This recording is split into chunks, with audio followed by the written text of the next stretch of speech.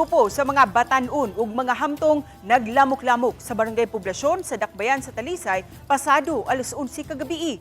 Ano ang report ni Alan Domingo? Kini ang video nga nag-viral sa Rumble sa mga lalaki at tubangan sa imnanang sa barangay poblasyon Dakbayan sa Talisay. Adunay sa kabataan o lalaki nga gisigan og sumbag sa hamtong nga lalaki hangtod nga naglamok-lamok na. Makita usab sa video ang hamtong nga lalaking misumbag sa batan-ong nagkadugo na ang luyong bahin sa ulo kay una dahil siyang napuspusan sa batan-on nga misangpot sa pagkainit sa mga kaubang hamtong. Samtang dihang miresponde ang duha ka nag-roving nga mga police officers, wa gihapon mo patuo ang duha ka grupo.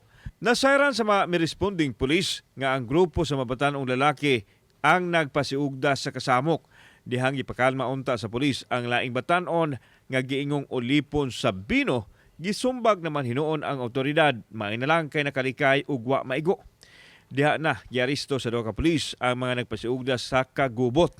Ang managsuong batan-on lalaki nga nag-edad og 18 anyos ug 26 anyos. Matod pa sa kuan mo sir kay tungod daw sa babay, kuan ba ng concert man anang taas din na ako no'y babay nga kuan nila mo to na dito nagsugod ang ilang lalisay. Nagkaariglo na hinon ang duha ka grupo sa mga batan-on ug mahamtong og dili na sila mopasaka og kaso ilabi na kadtong napuspusan ang ulo. Apan dili gihapon makalingkawas sa kaso ang duha kay ang mga pulis na ang mosangat og reklamo bato kanila tungod sa kawalay respeto niini sa mga tinugyanan sa balaod. Labaw sa tanan, gustong ipadangat sa Talisay City Police nga seryoso sila sa paggukod sa mga tao nga makahimo og salaod sa ilang syudad. Ang managsuon ana karon sa detention facility sa Talisay City PNP o gipasakaan na og kaso. Wala na respetar namo bitaw sir. So amo silang gipailan og kuan sir disobedience of person of authority. So under Article 151. So tinud-on gyud ninyo sir. Yes sir, para ang kabatan-unan magmatngon yun sila nga dili nila yano-yanoon og kuan ang mga pulis.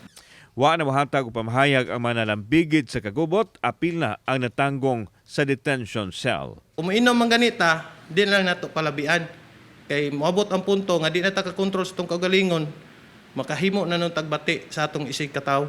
Kauban si Clover Lumayag, ako si Alan Domingo. Balitang Bisdak.